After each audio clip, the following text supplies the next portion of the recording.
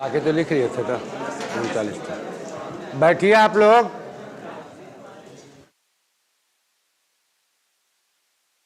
और दो एक बात ध्यान से सुन लीजिए। परसों आपका बैच खत्म हो जाएगा।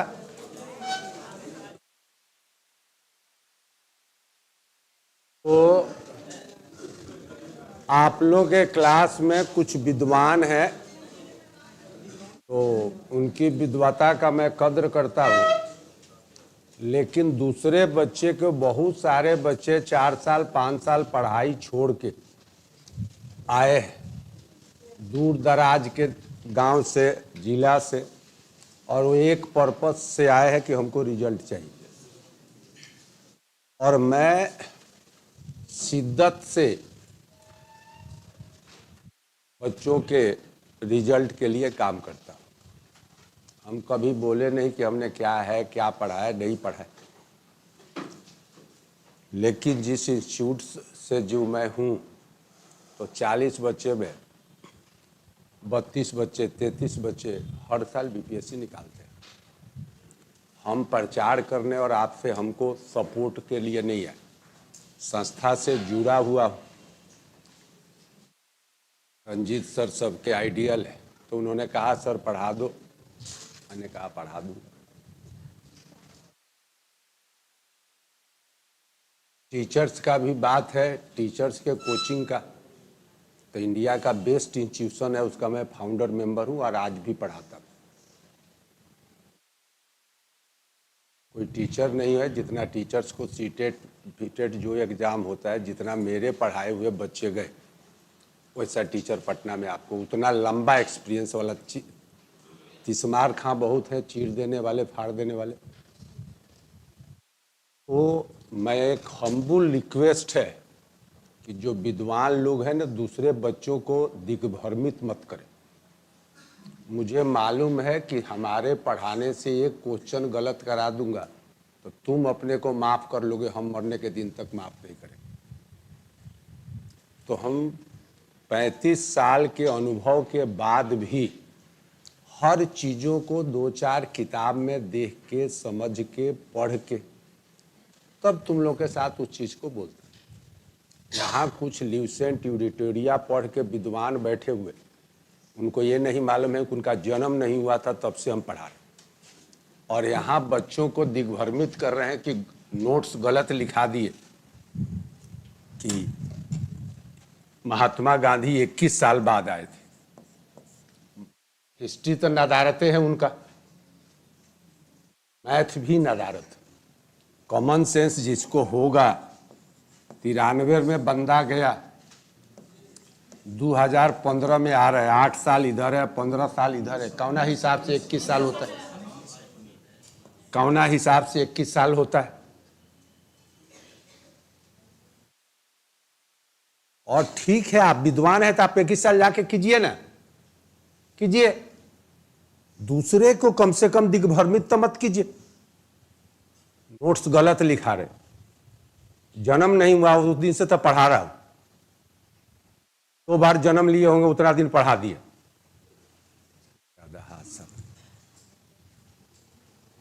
इसी में जानते हो, कुछ बच्चों के चक्कर में पूरा बैच डूब जाता है, पूरा बैच डूब जाता है।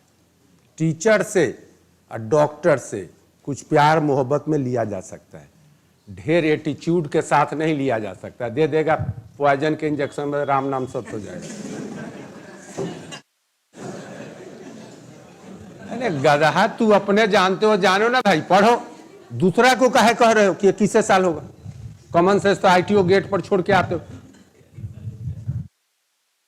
और उसमें जो बच्चे 3 साल 4 साल इतिहास छोड़े हुए को तो इतना सब्जेक्ट दे दिया कि ऐसे बच्चे कंफ्यूज, और उसमें आप विद्वता जाहिर कर रहे हैं दूसरे पर। आप अपने विद्वान है, रहिए, 21 साल करके आइएगा। कौन कह रहा है 23 साल कीजिएगा? हम लोग राजा राम मोहन राय थोड़े है कि आपको ठेका ले रखे हैं सुधारने का। डूब रहे हैं तो जोर से धक्का दे देंगे और जल्दी डूब जाइएगा। कॉपी पढ़ा रहा है लोग, बाकी टीचर भी, हम तो नहीं कहते, जाके कॉपी तुलना कर लीजिएगा, मिला लीजिएगा, कितना पेज लिखा रहे हैं और कितना पेज के नोट्स में क्या क्वेश्चन का नोट्स आ रहा है, वो भी मैं देख रहा हूं। मेरा मुंह मत खोल भाई,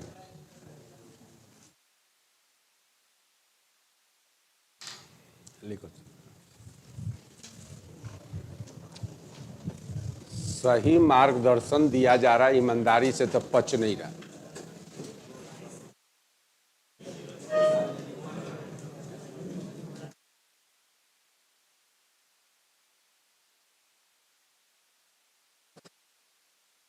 दो 2018 में जून को मैंने केडी कैंपस छोड़ा था। केडी के तीनों ब्रांच पढ़ाता था, बोरिंग रोड, अशोक राजपथ और गांधी चौक। और तुमको बता रहे हैं कि आज भी जो एसएससी के बच्चे सीरियसली परीक्षा देते, 2 सब्जेक्ट वहाँ पढ़ाता था, पॉलिटी, हिस्ट्री। आज भी मेरा ही नोट्स मार्केट में घूम रहा है, चाहे हिंदी मीडियम हो चाहे इंग्लिश मीडियम। 1-2 को दिखा देंगे या दे देंगे जो मेरा विश्वासी है। 12 पेज का 15 पेज का पॉलिटी के नोट से क्वेश्चन बाहर नहीं आता। समझ रहे बात को? ये लोग सिखाएगा कि 23 साल हुआ था कि 21 साल हुआ था। अरे पागल बना देता। इतना मेहनत से आदमी काम कर रहा है, एक मिनट के लिए आदमी सोचता है कि बच्चों का 1 मिनट बर्बाद नहीं हो, बैठ के भाषण देते रहता है पीछे। खत्म हो जाएगा ना, 7 बजे से देखते हैं ना, शुरू होता है, कितना देर पढ़िएगा, ये भी देखेंगे। लिखो 94।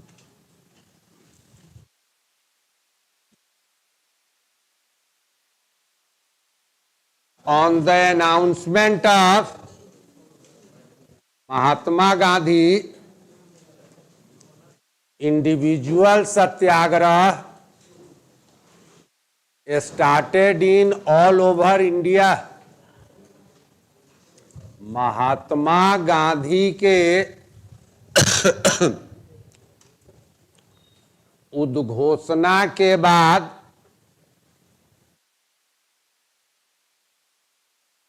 वे भारतवर्ष में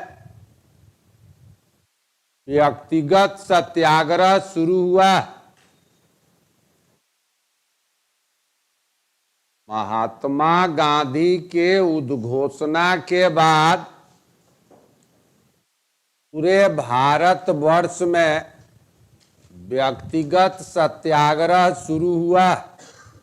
second point, Vinoba Bhave was the first satyagrahi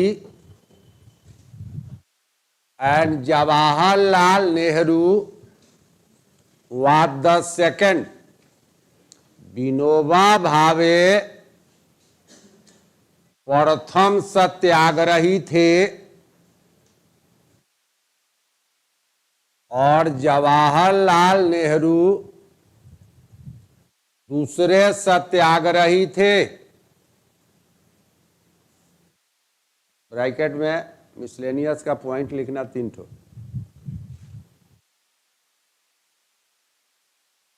Vinoba Bhave was known as father of Bhoodan movement. Vinoba Bhave was known as father of Bhoodan movement. Vinoba Bhave को भूदान आंदोलन का जनक कहते थे। विनोबा भावे को भूदान आंदोलन का जनक कहते थे। इसी पॉइंट में ब्रैकेट में रमन विनोबा भावे को भूदान आंदोलन का जनक कहते थे। He was the first Indian to get Raman Magsaysay Award।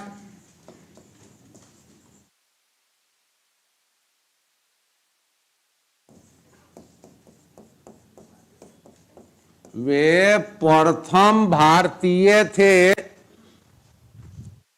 जिन्हें रमन मैग्सेसे अवार्ड मिला था। वे प्रथम भारतीय थे जिन्हें रमन मैग्सेसे अवार्ड मिला था, Kiran Bedi was the second Indian to get Ramon Magsaysay award.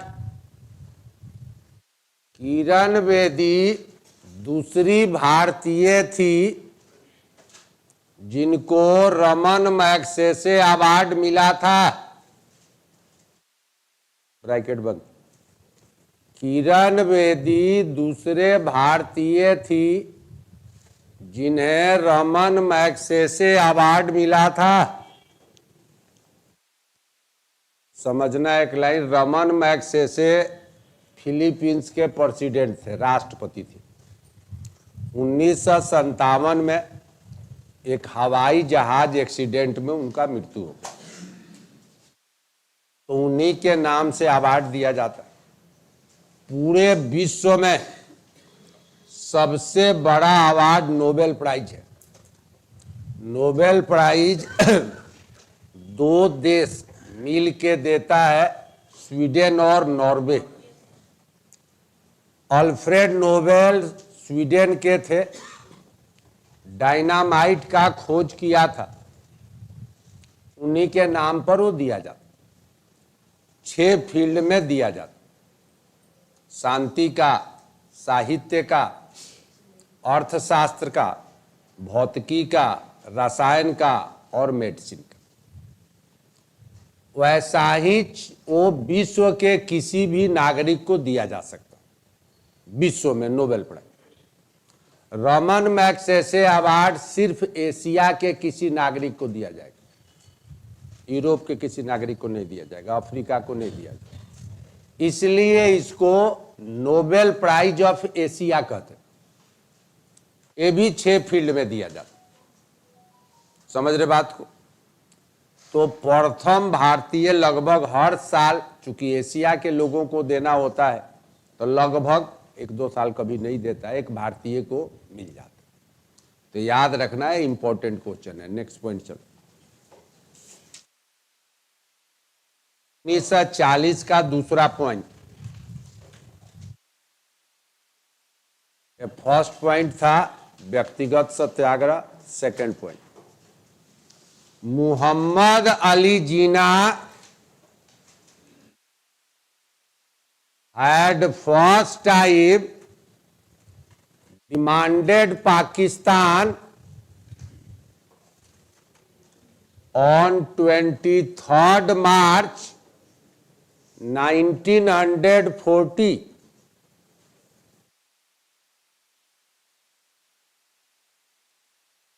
Mohammad Ali Jinnah ने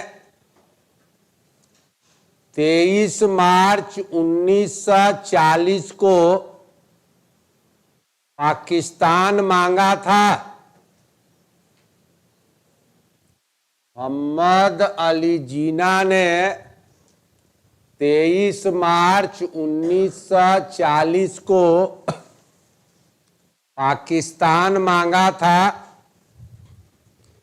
He had given two nations theory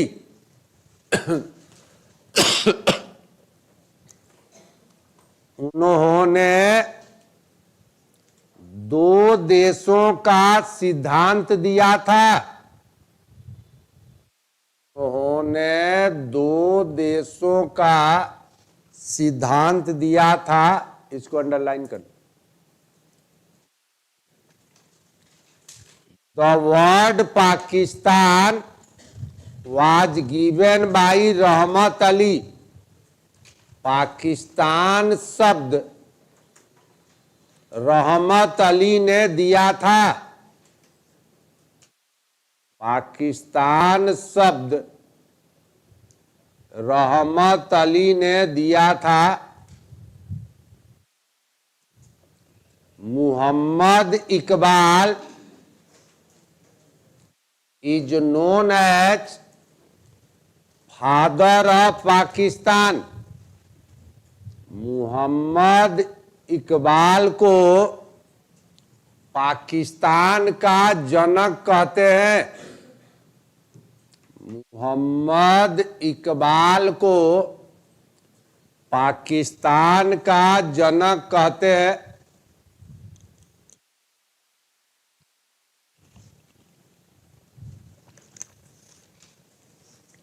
अब लिखो 1942।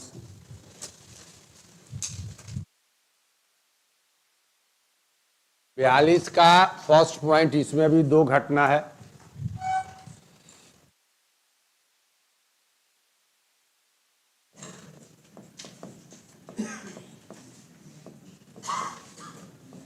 Cripps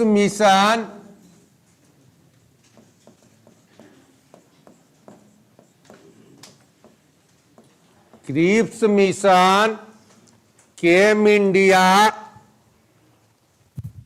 to take the support of Indians during First World War, the Second World War.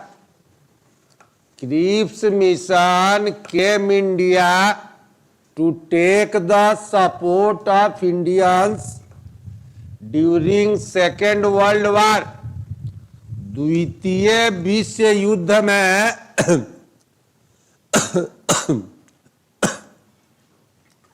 भारतीयों का सहयोग लेने के लिए, द्वितीय विश्व युद्ध में भारतीयों का सहयोग लेने के लिए क्रिप्स मिशन भारत आया था।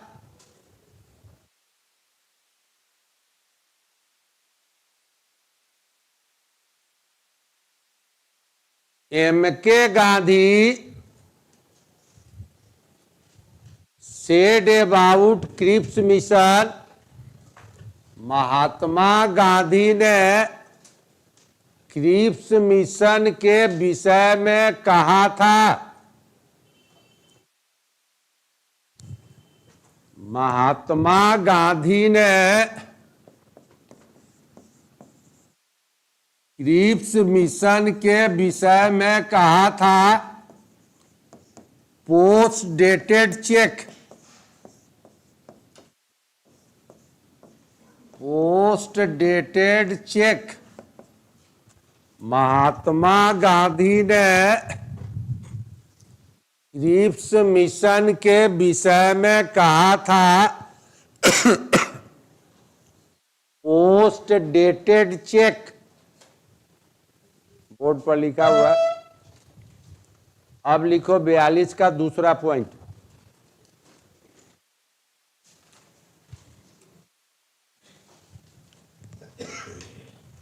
M.K. Gandhi had started Quit India movement on 9th August 1942। महात्मा गांधी ने भारत छोड़ो आंदोलन 9 अगस्त 1942 को शुरू किया था। 9 अगस्त 1942 को शुरू किया था। He had given the slogan "Do or die"। उन्होंने करो या मरो का नारा दिया था। उन्होंने करो या मरो का नारा दिया था। Next, the resolution of quit India movement was prepared by पीता भाई सीतारामैया। was prepared by पीता भाई सीतारामैया। भारत छोड़ो आंदोलन का प्रस्ताव पी सीतारमैया ने तैयार किया था। भारत छोड़ो आंदोलन का प्रस्ताव पी सीतारमैया ने तैयार किया था। It was presented by Aruna Asaf Ali in the special meeting of Congress at Gwalior Tank in Bombay. At Gwalior Tank in Bombay. A special meeting of Congress at Gwalior Tank in Bombay. Congress के विशेष अधिवेशन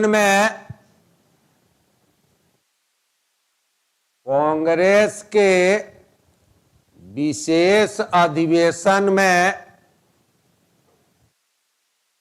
अरुणा असफ अली ने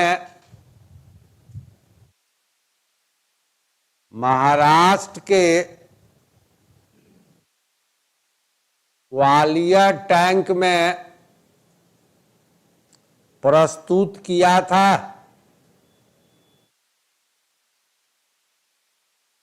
Gwalior tank में प्रस्तुत किया था। अरुणा असफ अली ने महाराष्ट्र के Gwalior tank में प्रस्तुत किया था। ब्रैकेट में लिखो, Aruna Asaf Ali is known as grand old lady of India. Aruna Asaf Ali को grand old lady of India कहते हैं। तो बैठ के सो लिए, सो ले, एक नींद सुन ले। तबीयत ठीक नहीं था, थोड़ा चलता है, तबीयत खराब चलते रहता है। पढ़ते रहो, टीचर बन जाएगा, ऐसे ही सब तबीयत ठीक हो जाएगा। अरुणा असफ अली को grand old lady of India कहते हैं। इसी में ब्रैकेट में पॉइंट लिख दो।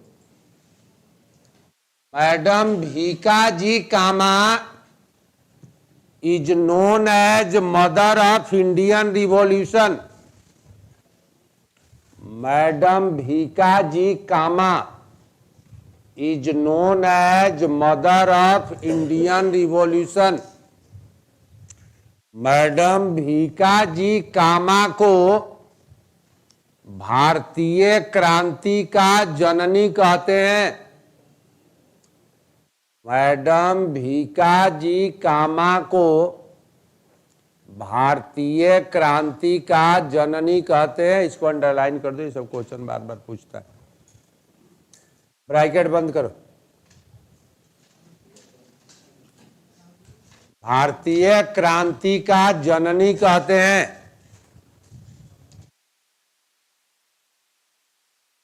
विदेश में सबसे पहले तिरंगा इन्होंने ही फहराया, जर्मनी के स्टुटगर्ट में। समझ रहे बात को? लिखो, ब्रैकेट बंद करो। Abdul Kalam Azad, Abdul Kalam Azad was the president of Congress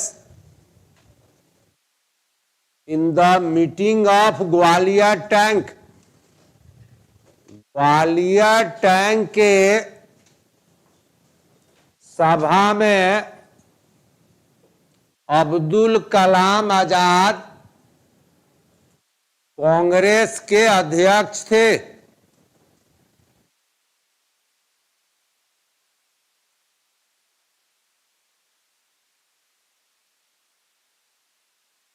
In the 0 hour of this movement, all important leaders of Congress arrested. आंदोलन के शुरू के समय में या आंदोलन के शुरुआती समय में कांग्रेस के सब बड़े नेता गिरफ्तार कर लिए गए। कांग्रेस के सब बड़े नेता गिरफ्तार कर लिए गए। नीचे लिखो, महात्मा गांधी और सरोजिनी नायडू, देखे, आगा खान पैलेस पूना। महात्मा गांधी, सरोजिनी नायडू, डैश दे दो, आगा खान पैलेस पूना। नीचे लिखो, जवाहरलाल नेहरू,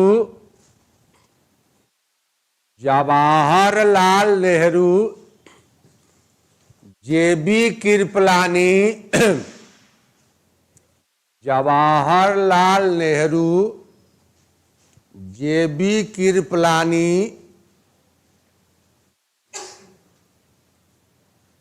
पटेल, देश देके अहमदनगर महाराष्ट्र, अहमदनगर महाराष्ट्र। यहाँ लिखो, आगा खान पैलेस पूना।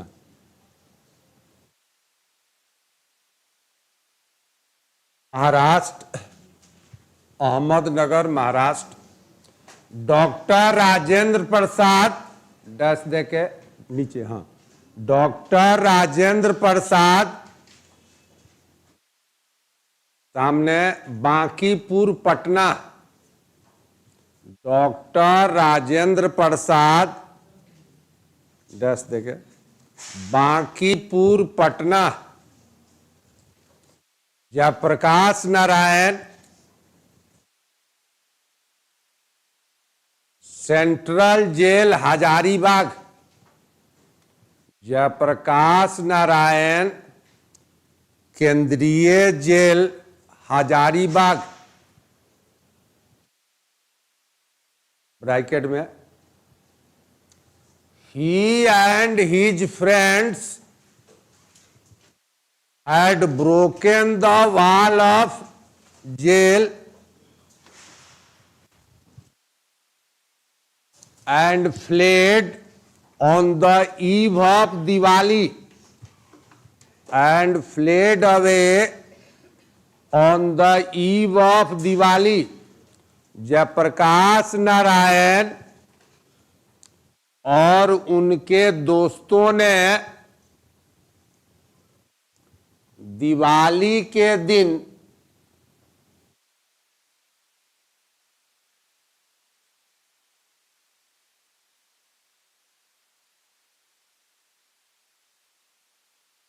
जेल का दीवार तोड़कर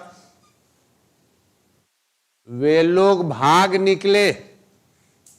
जयप्रकाश नारायण और उनके दोस्त दिवाली के दिन जेल का दीवार तोड़कर भाग निकले। Next point, he had gone to Japan and founded Azad Dasta. Sorry, who had gone to Nepal? He had gone to Nepal and founded Azad Dasta. वो नेपाल चले गए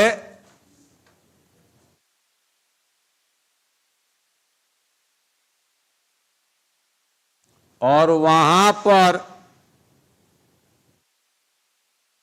आजाद दास्ता की स्थापना किया।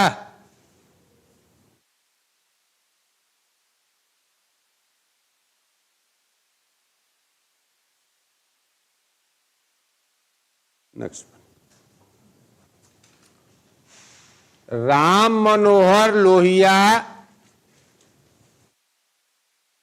आचार्य नरेंद्र देव, राम मनोहर लोहिया आचार्य नरेंद्र देव, जयप्रकाश नारायण, पंडित मदन मोहन मालवीय एंड उषा मेहता, पंडित मदन मोहन मालवीय एंड उषा मेहता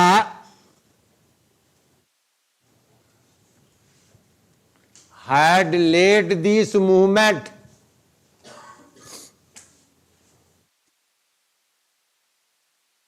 राम मनोहर लोहिया आचार्य नरेंद्र देव, जयप्रकाश नारायण, नरेंद्र देव, जयप्रकाश नारायण, पंडित मदन मोहन मालवीय और उषा मेहता ने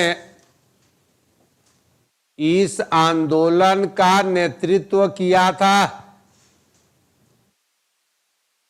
उषा मेहता ने इस आंदोलन का नेतृत्व किया था। Ram Manohar Lohia and Usha Mehta had founded underground radio in Bombay and Nasik. Underground radio in Bombay and Nasik.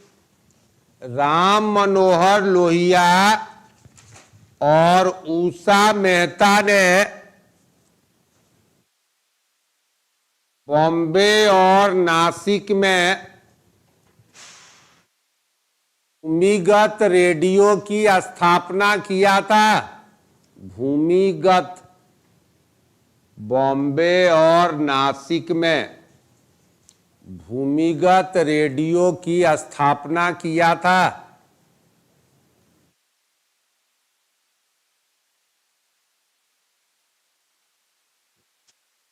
First parallel government was established by Chitu Pandey in Balia. First parallel government established by Chitu Pandey in Balia. प्रथम समानांतर सरकार चीतू पांडे ने बलिया में स्थापित किया था। प्रथम समानांतर सरकार चीतू पांडे ने बलिया में स्थापित किया था। Longest parallel government was established in Satara in Maharashtra. Longest parallel government was established in Satara in Maharashtra by Y.B. Chauhan. सबसे लंबी समानांतर सरकार महाराष्ट्र के सतारा में वाई.बी. चौहान ने स्थापित किया था। वाई.बी. चौहान ने स्थापित किया था। सबसे लंबी समानांतर सरकार महाराष्ट्र के सतारा में वाईबी चौहान ने स्थापित किया था। 1942 से 1945 3 साल चला था। टाइम डालना था, ब्रैकेट में डाल दो। 42 से 45 ब्रैकेट में लिख दो एक पॉइंट। राजा महेंद्र प्रताप, ब्रैकेट में 42 से इसको लेना देना नहीं। Raja Mahendra Pratap had founded parallel government in Afghanistan during first world war. बहुत इंपॉर्टेंट क्वेश्चन है, इसको अंडरलाइन करो। राजा महेंद्र प्रताप ने प्रथम विश्व युद्ध के समय अफगानिस्तान में समानांतर सरकार की स्थापना किया था। अफगानिस्तान में समानांतर सरकार की स्थापना किया था। नोट्स देखो, जो बोलना है एक एक करके क्वेश्चन बोलो।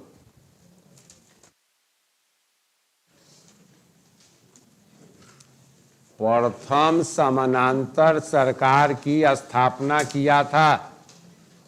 हो गया ना? है क्या?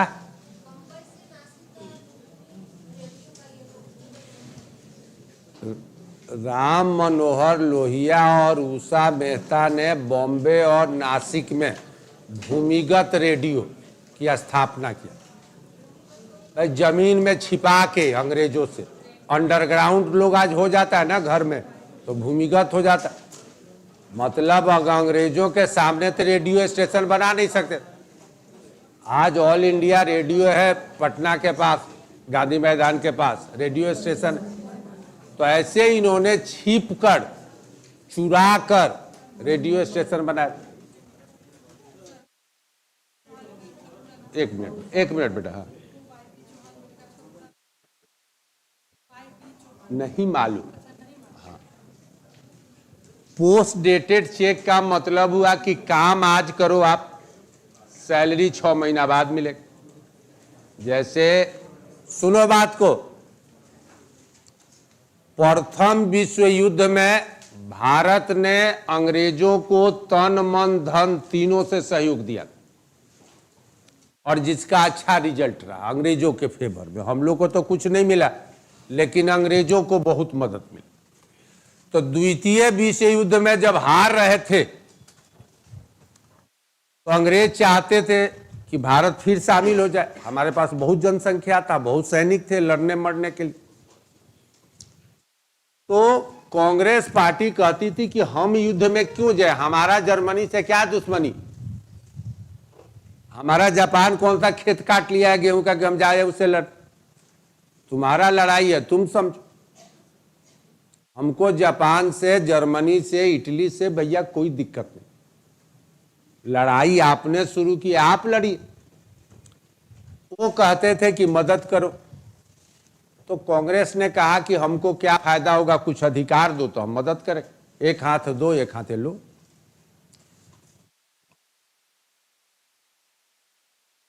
वो सब चालाक था। कहा कि आपको हम दूसरे दर्जे की नागरिकता देंगे, आपको संविधान बनाने का अधिकार देंगे, ये देंगे वो देंगे, सब कुछ देंगे, लेकिन कब? जब युद्ध जीत जाएंगे तब। अभी कुछ न देंगे, अभी मदद करो, हम सेकेंड वर्ल्ड वार जीतेंगे तो आपको कुछ अधिकार देंगे।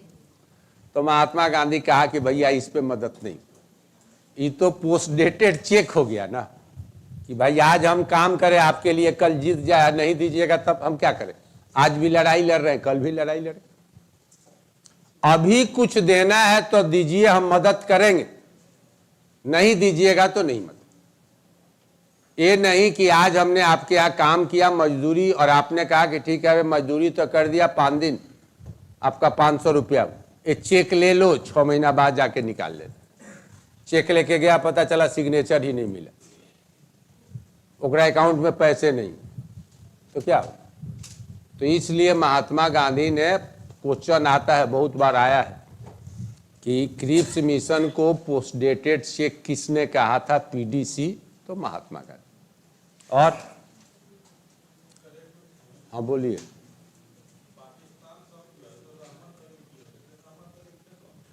रहमत अली आप ही जैसा है, वो विद्यार्थी थे, काहे हंस रहा है सब रे? इंग्लैंड में रह के वकील की पढ़ाई पढ़ते थे, स्टूडेंट थे। कहाँ रहते थे? इंग्लैंड। और वहीं से उन्होंने पाकिस्तान शब्द दिया। जब वो शब्द दिए थे तो स्टूडेंट थे, और स्टूडेंट किसके थे? वकालत के। और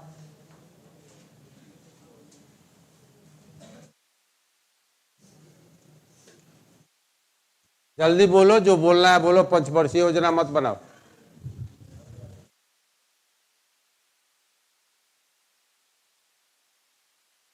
बैठ।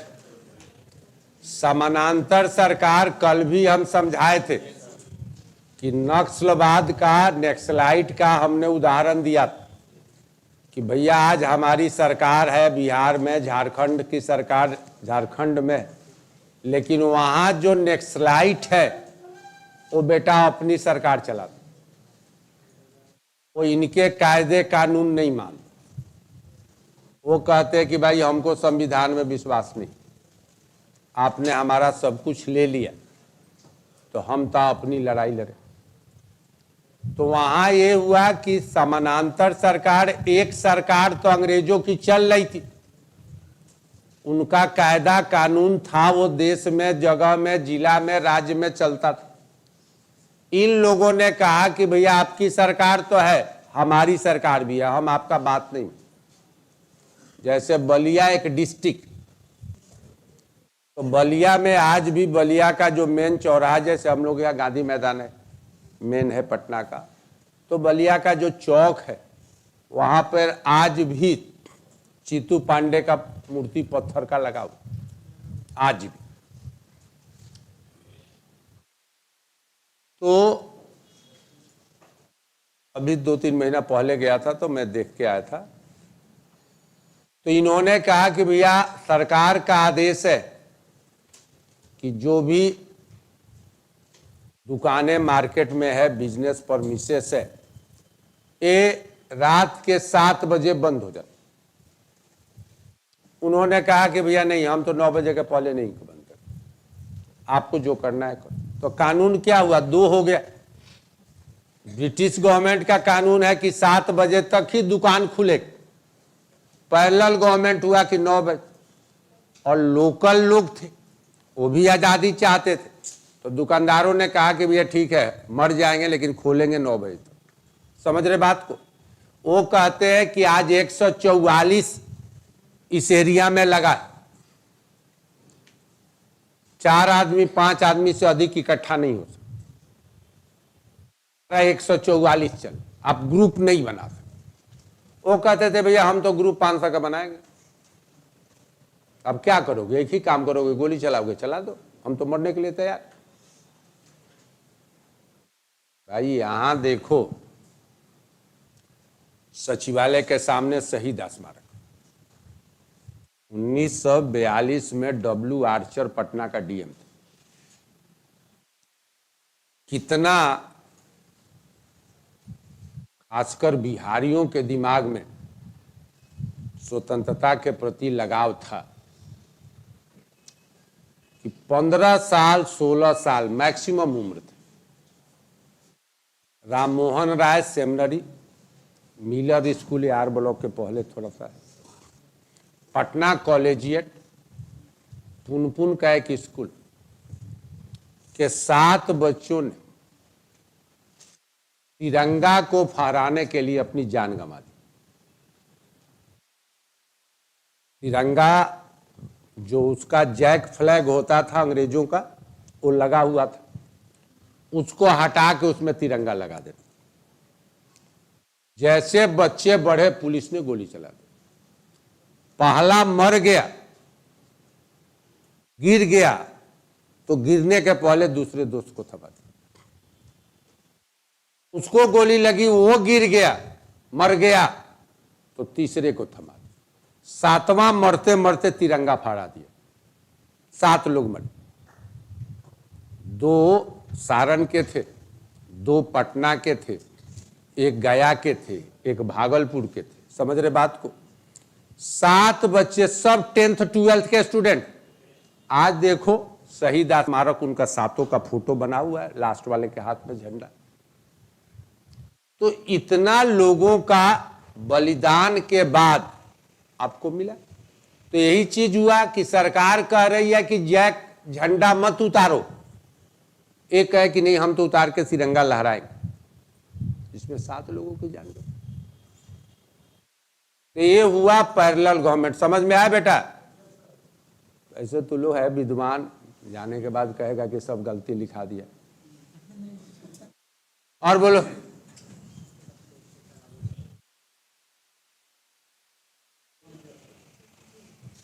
उदाहरण आंदोलन का मतलब कि दूसरे लोगों से जमीन मांगकर गरीबों को दान में देना।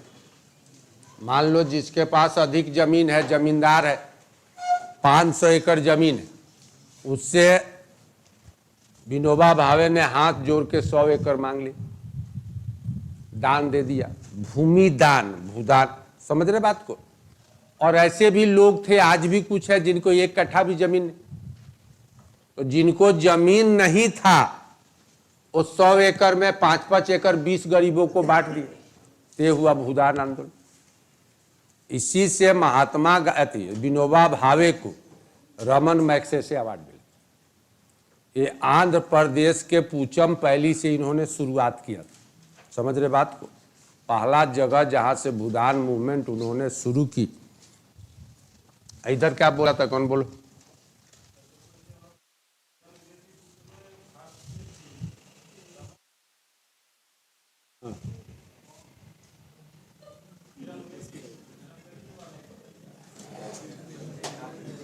किरण बेदी भारत की प्रथम आईपीएस लेडी है, ठीक है। अभी गवर्नर थी, ठीक है। लेफ्टिनेंट गवर्नर पौंडीचेरी के थी, उसके बाद गोवा गई थी, अभी भी कोई पद पे है। कभी कुछ अपने भी पढ़ लीजिए। Kiran Bedi, Anna George first IAS lady. समझ रहे बात को? Kiran Bedi first IPS lady. Delhi में चुनाव हुआ था तो मुख्यमंत्री के भाजपा के कैंडिडेट थी।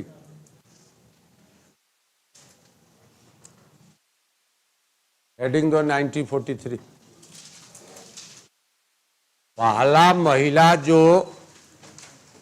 एसपी बनी वो किरण बेदी थी, भारत का फर्स्ट लेडी आईपीएस। और बहुत डायनेमिक है, वो सिर्फ आईपीएस नहीं है, बहुत ही डायनेमिक। दिल्ली में ज्वाइंट सीपी थी, उसके बाद पौंडीचेरी में लेफ्टिनेंट गवर्नर बनी, गोवा में कुछ दिन तक रही।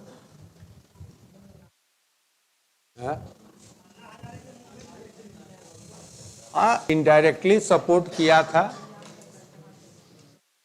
समझो बात को, शांति से अब बैठो 10 मिनट।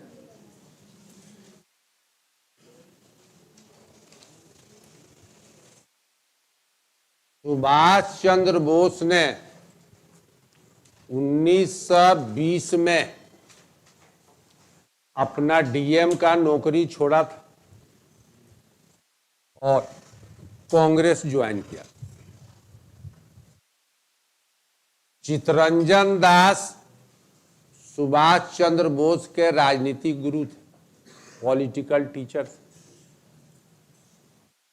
फिर हम लोग पढ़े हैं कि 38 में हरिपुरा में कांग्रेस के अध्यक्ष बने, 39 में लड़े जीते, फिर भी त्याग पत्र दे दिए।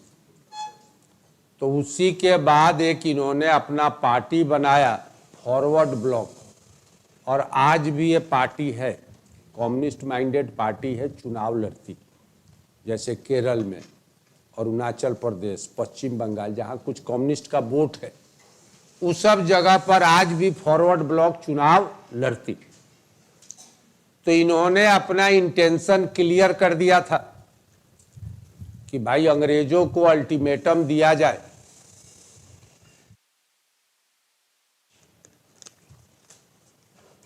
कि 6 महीना 4 महीना भारत को स्वतंत्रता दे दो, नहीं तो हम आर पार की लड़ाई लड़ें। अंग्रेज इनके इंटेंशन को जान गए थे। तो 1940 में अंग्रेजों ने इनको हाउस अरेस्ट कर दिया, घर के अंदर गिरफ्तार कर दिया। ये बाहर रहेगा तो कुछ खतरा करे।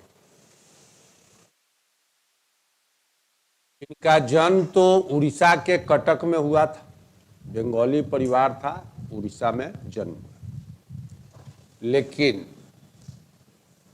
घर दूसरा इनका कलकत्ता में भी था। याद रखना, पूरे भारतवर्ष में एकमात्र परिवार सुभाष चंद्र बोस का है जिन्होंने भारत रत्न मिलने के बाद लौटा दिया। आज तक कोई और परिवार लौटाया नहीं। समझ रहे बात को? क्योंकि पहले कांग्रेस की सरकार थी, उनके नाम पर कुछ किया नहीं तो परिवार वाले नाराज थे। तो भारत रत्न इंडिया का हाईएस्ट सिविलियन अवार्ड लौटाने वाला कोई परिवार है तो सुभाष चंद्र, और किसी का परिवार नहीं लौटा। तो वहां पर 2 साल ते हाउस अरेस्ट रहे और माना जाता था कि अंग्रेज पुलिस बहुत स्मार्ट थी। सबसे इंटेलिजेंस विंग अंग्रेजों के पुलिस को दिया जाता। आज भी पुलिस हर जगह है, लेकिन महाराष्ट्र में बॉम्बे पुलिस जो है उसको कहते हैं कि बहुत साथी। ऐसे अंग्रेजों के पुलिस के आंख में धूल झोंक कर एक पठान का मुस्लिम का रूप बनाकर एक घर से लाहौर भागने में सफल नहीं पकड़ पाया कोई। वहां से अफगानिस्तान के रास्ते रसिया गए। रसिया में मदद मांगा, लेकिन रसिया कहा कि नहीं, हम आपको मदद नहीं देंगे। फिर वहां से जर्मनी गए और हिटलर से मिले, सेकेंड वर्ल्ड वॉर। हिटलर ने काफी रेस्पेक्ट दिया और अपना गेस्ट बनाया, अतिथि बनाया और कहा कि देखो आप ठहरो, कल हमारा मंत्री परिषद का मीटिंग है, हम मंत्रियों से बात करेंगे। अगर वे कहते हैं कि हम आपको मदद करेंगे तो हम करेंगे, अगर वो मना कर देते तो हम नहीं करेंगे। मंत्रियों ने मना कर दिया। तो हिटलर ने कहा कि भाई देखो हम तो अपने मंत्रियों के गेस्ट नहीं जा सकते, लेकिन जर्मनी का जमीन तुमको जैसे अपने काम के लिए यूज करना है या जितना दिन रहना है आप रहो। तो सुभाष चंद्र बोस ने वहां पर कुछ सैनिक जो जापान जर्मनी वाले पकड़ के ले गए थे, वह सेकेंड वर्ल्ड वॉर में इंडिया लड़ते थे। हम लोग का अंग्रेजों के दृष्टि में जानवर का भी हैसियत नहीं। मान लो कोई इंजर्ड हो गया, कोई छूट गया, तो उसके बारे में अंग्रेज थोड़े सोते थे, छोड़ के चले। तो ऐसे जर्मन सैनिकों ने लगभग 500 सैनिकों को गिरफ्तार किया। कहा कि भाई हम आपके सैनिक को छोड़ दें। वो 500 इनके साथ आ गए।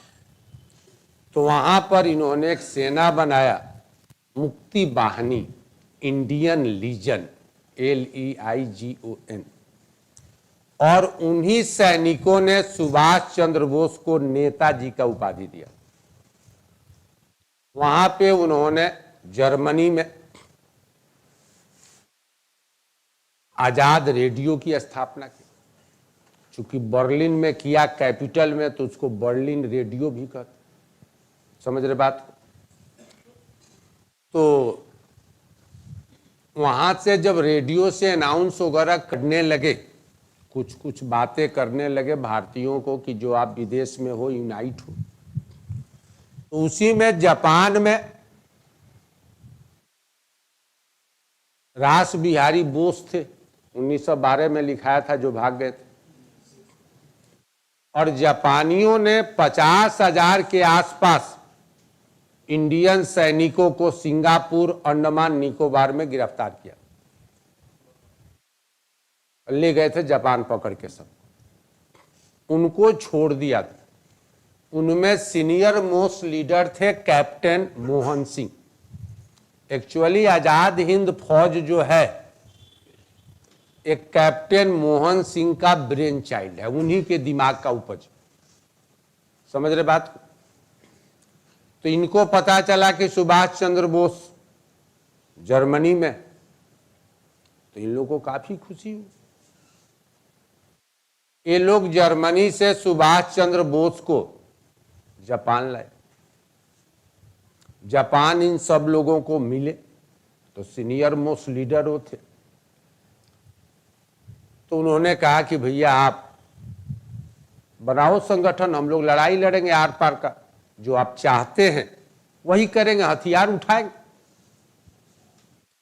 तो सिंगापुर में विधिवत इंडियन नेशनल आर्मी की स्थापना, INA, आजाद हिंद फौज।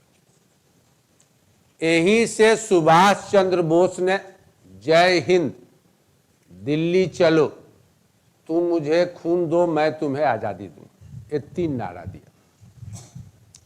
आजाद हिंद फौज का मुख्यालय 2 जगह था, सिंगापुर और रंगून, बर्मा का राजधानी उस समय, आज जिसको म्यांमार कहते। आजाद बैंक भी बना था।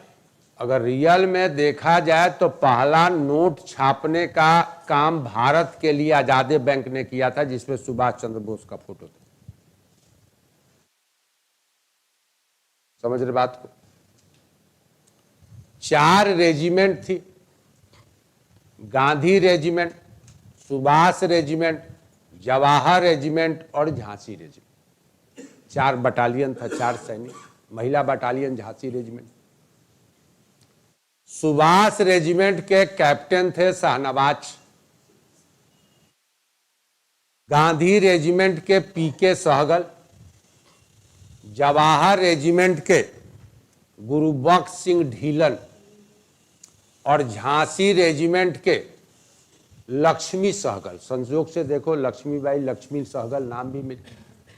लक्ष्मी सहगल वही थी जो अब्दुल कलाम आजाद के, APJ अब्दुल कलाम आजाद के अगेंस्ट में चुनाव लड़ी थी राष्ट्रपति का, कम्युनिस्ट पार्टी के तरफ। 2013 या 14 में कानपुर में उनका मृत्यु हुआ। समझ रहे बात को? तो 4 रेजिमेंट था। जापान ने अंडमान निकोबार आइलैंड सुभाष चंद्र बोस को लौटा दिया, क्योंकि जीत तो लिया था अंग्रेजों से। तो सुभाष चंद्र बोस ने उसका नाम शहीद आइलैंड और स्वराज आइलैंड रखा। अंडमान का शहीद आइलैंड और उसका स्वराज आइलैंड। लड़ाई इनका ठीक चल रहा। ये बांग्लादेश जो है और उधर से नॉर्थ ईस्ट, मैक्सिमम इन्होंने अंग्रेजों को भगा दी। लेकिन 45 में जब हिरोशिमा में नागासाकी और पर एटम बम गिर गया, तो सारा आर्म्स एमुनेशन तो जापान ने देता था, इनके पास थोड़े कुछ था। और जहां से आर्म्स एमुनेशन आना था वही देश पर एटम बम गिर, बर्बाद हो गया। आज भी उसका प्रभाव वहां पर है। तो कैसे दे? और सैनिक आपके पास हैं, हथियार भी है, एमुनेशन नहीं है, तो क्या कीजिए? हाथ से थोड़े गोली का सामना कीजिए। सैनिकों ने सरेंडर किया और उसी साल 45 में ही सुभाष चंद्र बोस का ऐसे रहस्यमय तरीके से एयर क्रैश में मृत्यु हुआ कि आज तक 10 कमिटियां बना, करोड़ों रुपया खर्च हुआ, लेकिन कोई कमेटी नहीं बता पाया कि कैसे मरे। आज भी रहस्य। तो सोचो, आर्म्स एमुनेशन आपको मिल नहीं रहा, आपका नेता मर गया, आप क्या लड़ाई लड़े? सरेंडर इन्होंने किया तो लक्ष्मी सहगल को तो रिलैक्सेशन कुछ दिया, डायरेक्ट केस चला शाहनवाज पर, गुरबख्श सिंह ढिल्लन पर और सहगल। दिल्ली के लाल किले के मैदान में खुले जगह पर अदालत बैठा, ओपन ट्रायल हुआ, कोई कोर्ट कोई बिल्डिंग नहीं। उस समय भारत के महत्वपूर्ण वकील थे ये लोग, भूला भाई के देसाई में तेज बहादुर सप्रू, जवाहरलाल नेहरू, अरुणा असफ अली, इन सब लोगों ने इनका केस लड़ा, लेकिन न्यायाधीश ने मृत्युदंड दे दिया, तीनों को कैपिटल पनिशमेंट दे दी। उस समय लॉर्ड वेभल भारत का गवर्नर जनरल को वीटो पावर होता था। वीटो पावर का मतलब होता है निगेटिव में पावरफुल। जैसे यूएनओ में, यूनाइटेड नेशन ऑर्गेनाइजेशन, 5 देश है जिनको वीटो पावर, रूस है, इंग्लैंड है, चीन है, फ्रांस है, अमेरिका। टोटल मेंबर है यूएनओ में 193, अंतिम मेंबर दक्षिण सूडान है। तो सोचो 193 में 192 कह रहे हैं कि ये काम होना चाहिए, और एक वीटो पावर वाला चीन कह रहा है कि नहीं होना चाहिए, तो काम नहीं होगा। वीटो पावर का ये मतलब, 4 वीटो पावर वाले भी चाहते हैं पॉजिटिव, लेकिन उनका भी वैल्यू, एक कह दिया ना तो ना। इसी कंडीशन में आज देखो कि भारत को लगता है हर 2 महीना के बाद मिलेगा, लेकिन नहीं मिलता, क्योंकि चीन नहीं देने। और क्या था, भारत को, चीन को मिल नहीं रहा था। समझना बात को, चीन को जो यूएनओ के मेंबर थे, खासकर बनाने वाले विंस्टन चर्चिल, स्टालिन, रूजवेल्ट, यही 3 करता धरता थे। अमेरिका के प्रेसिडेंट, रूस के और इंग्लैंड, ये तीनों एक साथ कहते थे कि चीन को हम मेंबरशिप नहीं देंगे। तीनों। जवाहरलाल नेहरू ने वीटो दिलवा दिया। ये नहीं कि वीटो दिलवा रहे हैं तो अपने को ले ले। भाई हम अगर किसी को दिलवा रहे हैं तो हमको क्या, हम ही ले ले पहले। और आज देखो हर इशू पर चीन जो है आपको परेशान कर। अब तो धीरे धीरे ठंडा हो रहा है, अवकात पता चल रहा है, लेकिन अभी भी हर जगह प्रॉब्लम क्रिएट करता। इतिहास अपने आप को दोहराता है। आप सोचिए, कल एक न्यूज आया है कि जुलाई में नरेंद्र मोदी जा रहे यूएसए, 3 दिन 4 दिन का विजिट। तो यूएसए के सांसद को आज तक इंग्लैंड का प्रधानमंत्री विंस्टन चर्चिल, वो भी आज सोच लीजिए कब, 50 के पहले मर गया होगा तो 150 वर्ष उधर, 100 वर्ष इधर, वो ज्वाइंट सेशन को संबोधित किया। सिर्फ विंस्टन चर्चिल ही आज तक अमेरिका के पार्लियामेंट के ज्वाइंट सेशन को संबोधित किया। अब दूसरा व्यक्ति नरेंद्र मोदी बने। सोचो कितने बड़े बड़े नेता हुए, किसी को गौरव नहीं दिया, चांस नहीं दी। सिर्फ अभी चर्चिल इस समय कि वर्ल्ड वार तो खत्म हो गया 45 में, लेकिन उसके बाद कोल्ड वार का दौर चलते रहे, शीत युद्ध। वार 45 में विधिवत खत्म हो गया, लेकिन शीत युद्ध का दौर चलते रहे। शीत युद्ध में क्या होता है कि वार नहीं हो, लड़ाई नहीं हो, लेकिन लड़ाई जैसा सिचुएशन हमेशा रहे। There is no actual war but war like situation always prevail in the world. तो शीत युद्ध में दोनों को मिल के बचना था, तो विंस्टन चर्चिल को दिया, आज फिर इनको दे रहे। लिखो इसमें।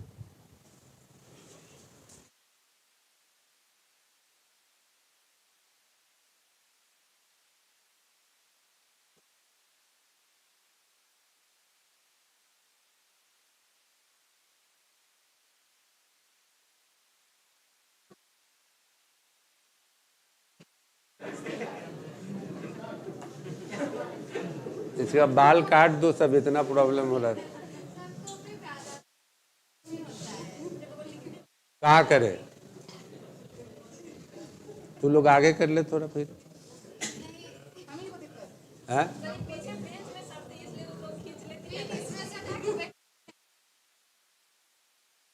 बीमारी लाइलाज है तो उसका क्या करें?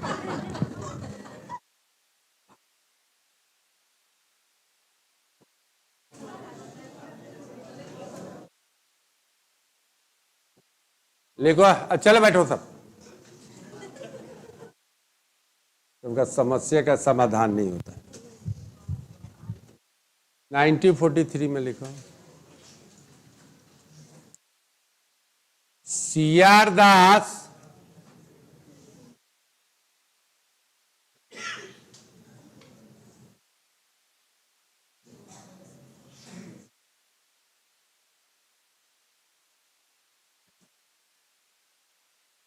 was political teacher of Subhash Chandra Bose. Chittaranjan Das Subhash Chandra Bose के राजनीतिक गुरु थे। चित्तरंजन दास सुभाष चंद्र बोस के राजनीतिक गुरु थे।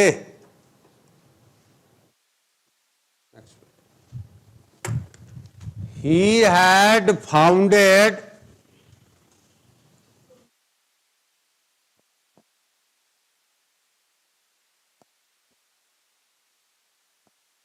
Indian Legion in Germany। Lesion in Germany, उन्होंने जर्मनी में मुक्ति वाहिनी सेना की स्थापना किया था।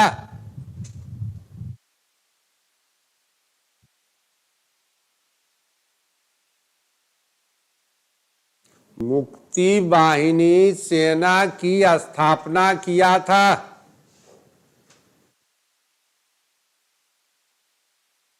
He had established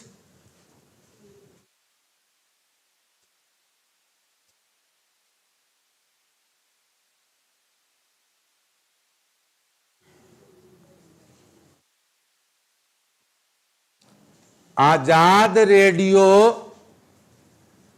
He had established Azad radio in Berlin in Germany. उन्होंने जर्मनी के बर्लिन में आजाद रेडियो की स्थापना किया था। उन्होंने जर्मनी के बर्लिन में आजाद रेडियो की स्थापना किया था।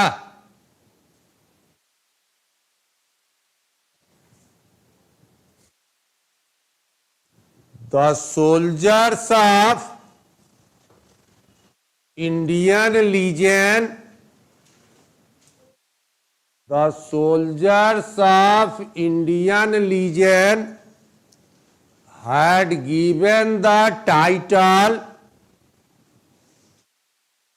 ऑफ नेताजी टू सुभाष चंद्र बोस मुक्ति वाहिनी के सैनिकों ने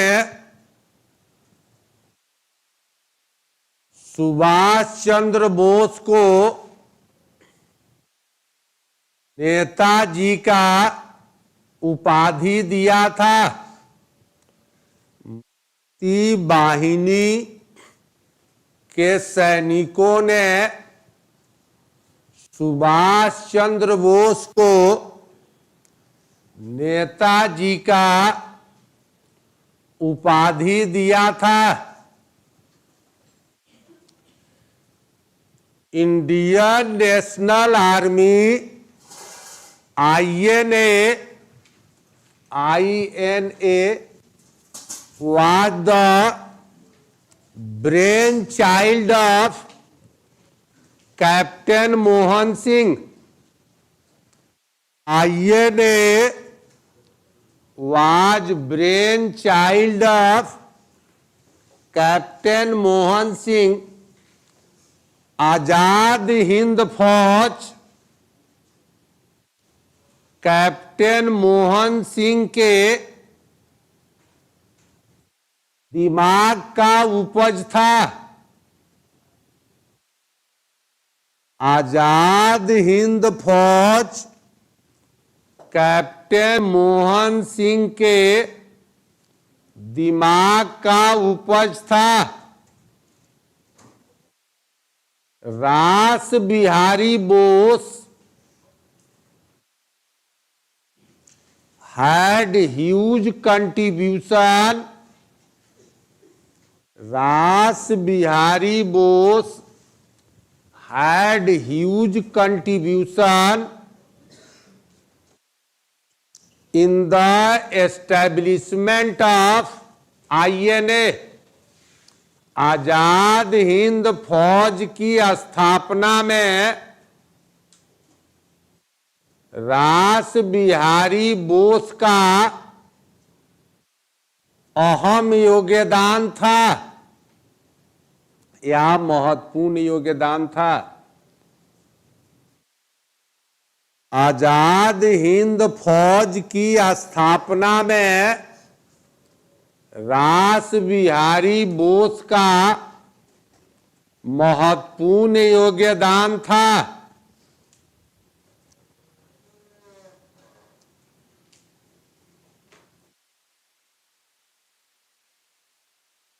The headquarters of INA at Singapore and Rangoon. आजाद हिंद फौज का मुख्यालय सिंगापुर और रंगून में था। आजाद हिंद फौज का मुख्यालय सिंगापुर और रंगून में था। Azad Hind bank was established in Rangoon. Azad Hind bank की स्थापना रंगून में हुआ था। आजाद हिंद बैंक की स्थापना रंगून में हुआ था। Next one, there were 4 regiments of INA। Azad Hind फौज में 4 रेजिमेंट थे।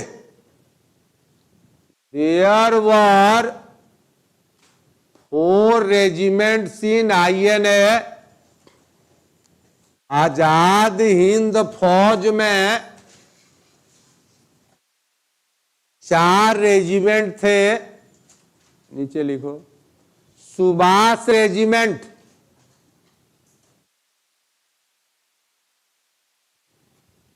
सामने कैप्टन शाहनवाज, सुभाष रेजिमेंट के कैप्टन थे शाहनवाज।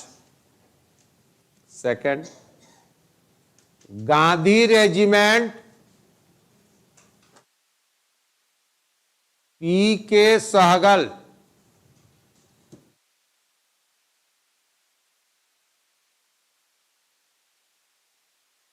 Jawahar regiment Sehgal, SEHGAL।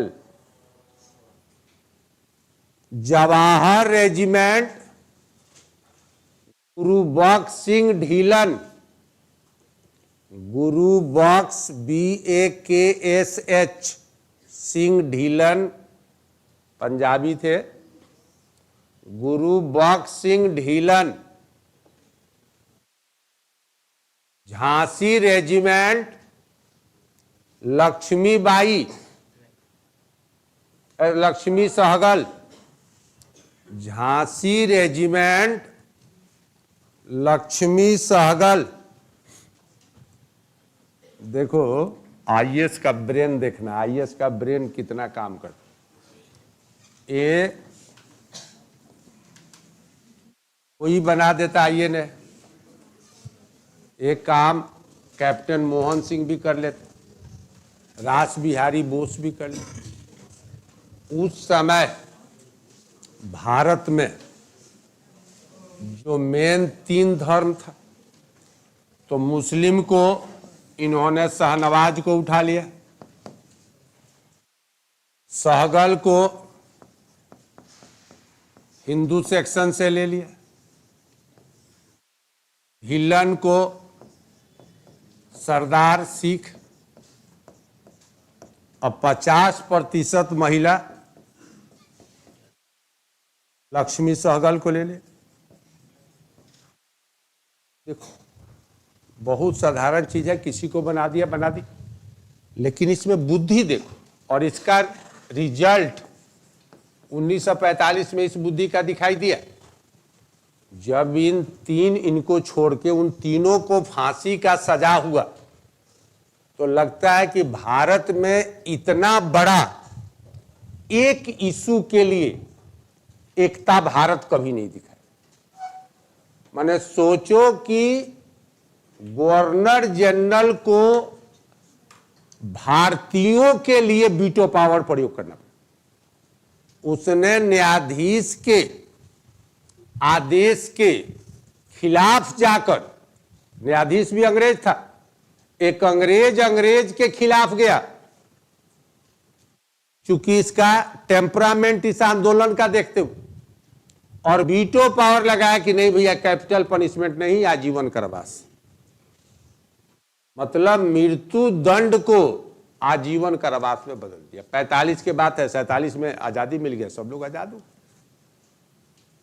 ये देखो लगता है लोगों को हर जगह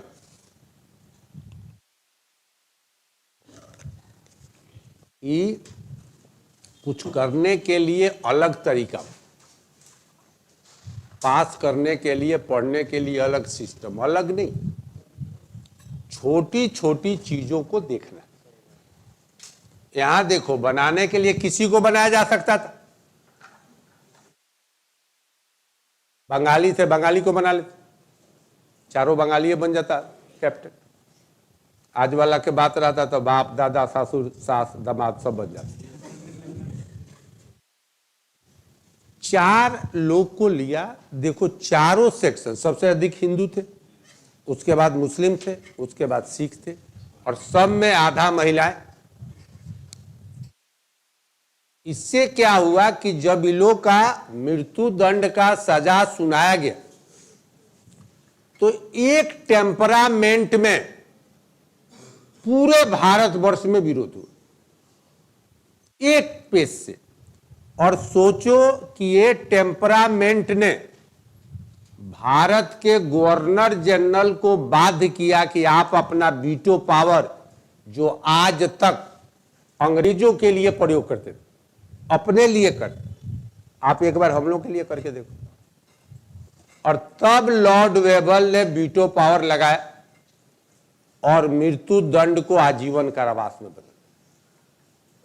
ये होता है मैनेजमेंट काम करने का तरीका, सोचने का तरीका। तो सर्वे सर्वा थे सुभाष चंद्र बोस, जिसको चाहते उसी को अपॉइंट कर ले, उनका बात कौन काटे। लेकिन इसमें भी ब्रेन देखो। चलो कल इसको लिखे।